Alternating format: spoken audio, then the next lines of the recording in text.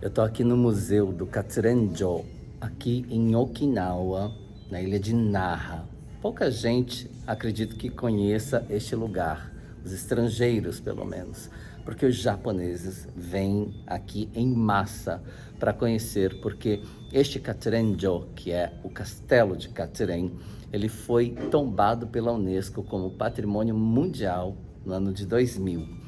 Hoje só tem aqui as ruínas do castelo, porém, neste museu aqui, você consegue ver o castelo, tem uma maquete de como ele era quando ele foi construído e também saber um pouquinho da história. Okinawa era conhecido como Ryukyu Okoku, que significa Reino de Ryukyu, antes de ser Okinawa.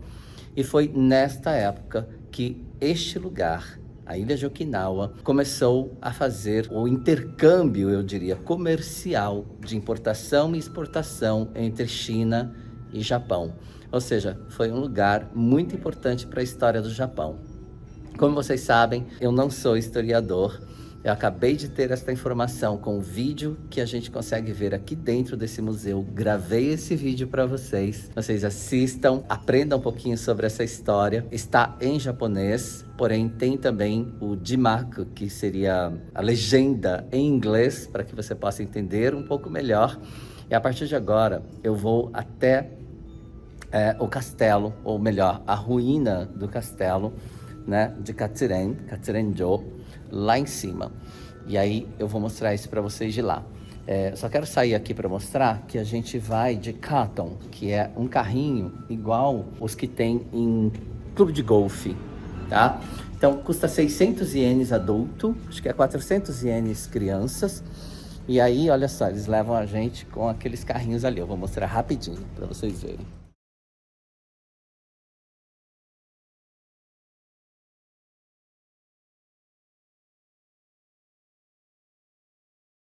Porque o castelo fica lá em cima, é muito alto, não dá para ver daqui. E aí, com 600 ienes, você tem a possibilidade de visitar o museu e de subir ao castelo.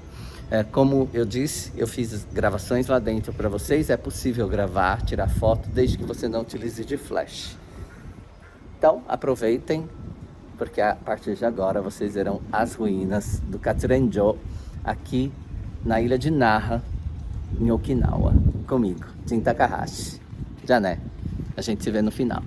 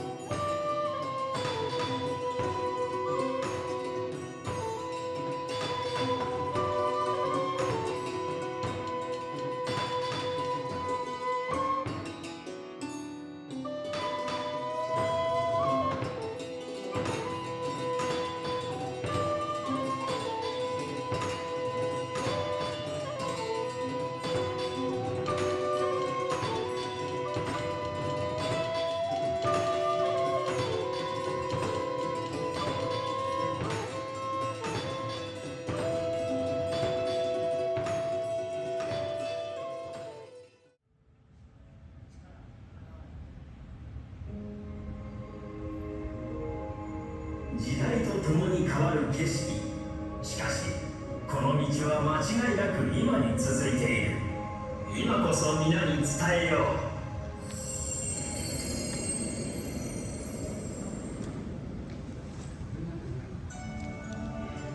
う。ようこそ雨割パークへ。私の名は雨割。かつてこの活連の地を治めていたものだ。皆は沖縄が昔琉球王国と呼ばれ、大きな発展を遂げた独立国家だったことを知っているだろうか。そうかそうか。ではこれから私と一緒に見に行こう。琉球王国が誕生するまでの沖縄が歩んだ道、そして私が生きていた活連の姿を。今からおよそ900年前の12世紀、狩猟採集の時代が終わった沖縄では農業が広まった。人々は安定して食料を得られるようになり、島の人口は一気に増えた。すると共同生活をしていた村社会から徐々に政治的なリーダーが生まれていった。彼らはアジと呼ばれ、グスクと呼ばれる拠点を作った。ここが私の城、活連グスクだ。それでは見てみよう。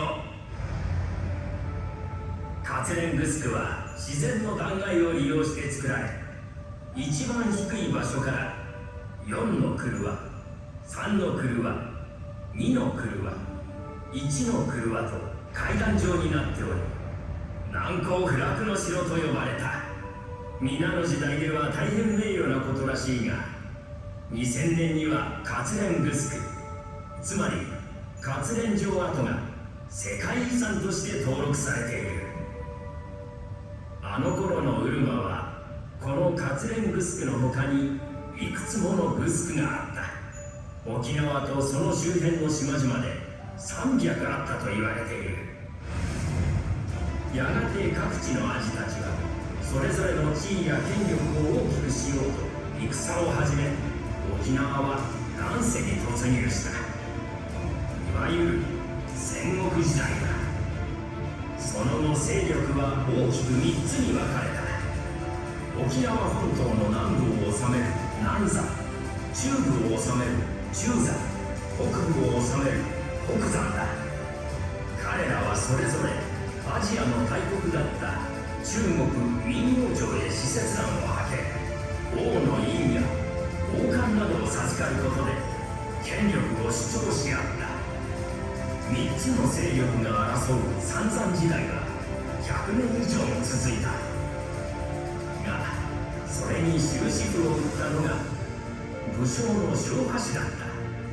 彼は中山、北山、南山を傘下に収め、1429年に首里を拠点とした統一王朝を樹立した。これが琉球王国の誕生だ。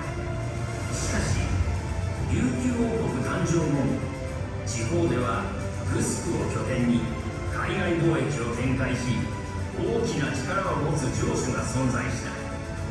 三山統一に大きく貢献し、中グスクを拠点とした収まる、そして活連グスクの10代目アジである私もその一人だ。当時の国王小太久は娘の桃と踏み上がりを私に嫁がせたが、これは王国を安定させるため、あるいは警戒されていたのが理由かもしれない。琉球王国や活連による海外貿易は広い範囲に及んだ。これを見てくれ。相手は中国のみならず、当時ヤマトと呼ばれた日本本土、朝鮮、タイ、ベトナム、インドネシアなど東南アジアの国まであった。沖縄の発展はアジア全体の歴史でもあるのだ。この時琉球王国がしていたのは中継貿易というものだ。例えば大和の刀を中国や東南アジアに、中国の陶磁器は東南アジアや大和に、東南アジアの香辛料や象牙は大和や中国にと、各地の特産品を他の場所で売るという方法だ。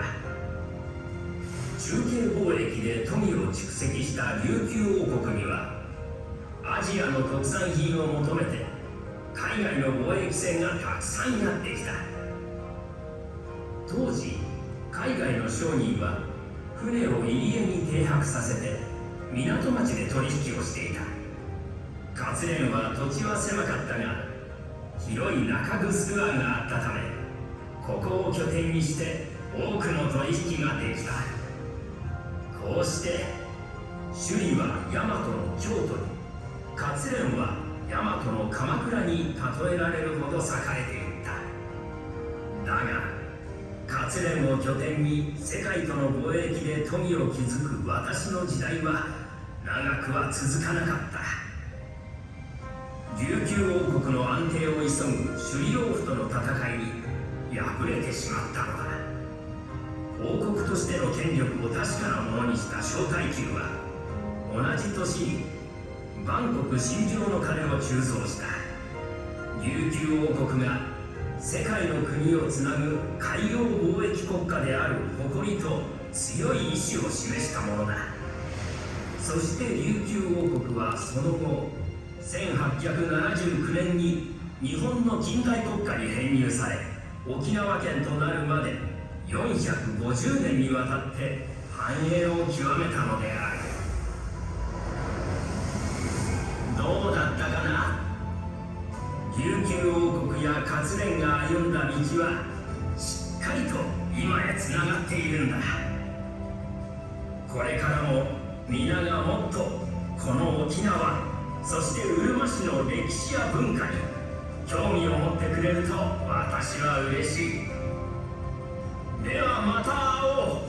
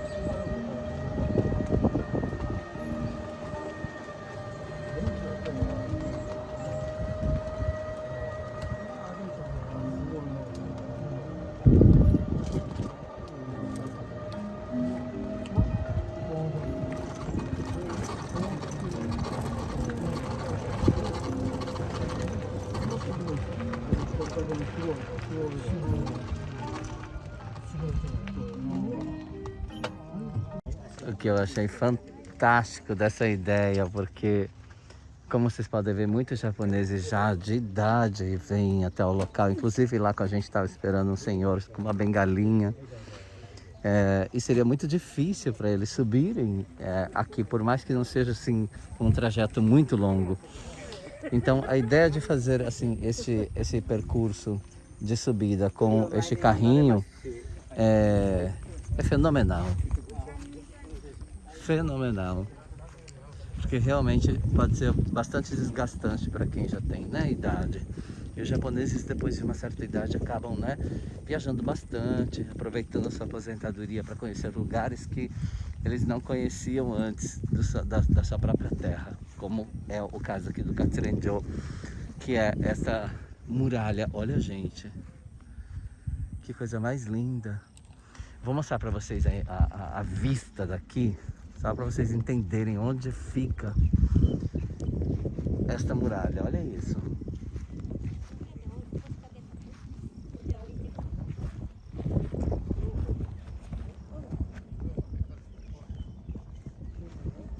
Belíssimo, não?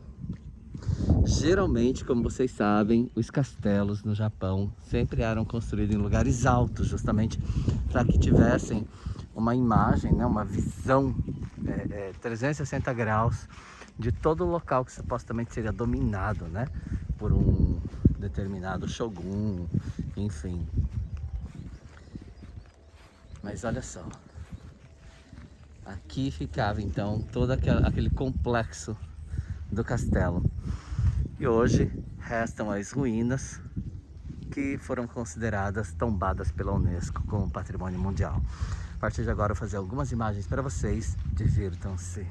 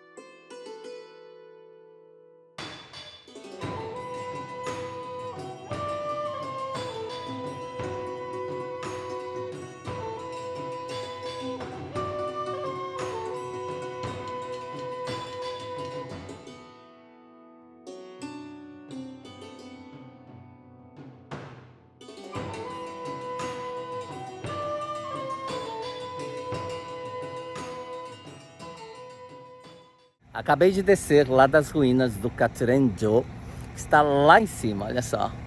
Daqui dá para ver um pouquinho, não é mesmo? Mas eu queria mostrar para vocês aqui embaixo, onde nós temos aí os carrinhos que nos levam lá para cima, o estacionamento muito bem estruturado e o museu aqui atrás, onde você pode aprender um pouquinho sobre a história das ruínas deste castelo aqui em Naha, Okinawa. Espero que você tenha gostado das imagens que eu fiz para você e das informações passadas. Lembrando que eu não sou historiador. Toda a informação que eu passei para vocês foram obtidas aqui. Isso só foi possível porque eu consigo falar o idioma japonês, eu consigo me comunicar com o povo local, eu consigo perguntar e eu consigo entender as explicações que são passadas para mim. Se você não acompanha o Fale Japonês, acompanhe, de verdade. Eu tenho certeza absoluta de que você irá gostar muito de tudo que você encontra aqui nos meus canais, seja no YouTube, Facebook ou no Instagram. Eu estarei aqui para levar para vocês informações não somente sobre o idioma japonês, mas sobre a cultura, a história e os hábitos deste povo, porque eu acredito que uma língua sem cultura é uma língua sem alma. E eu quero te mostrar esta parte do Japão, esta parte do idioma, um idioma que possui alma, que possui verdade. E eu te vejo no Fale Japonês. Já né?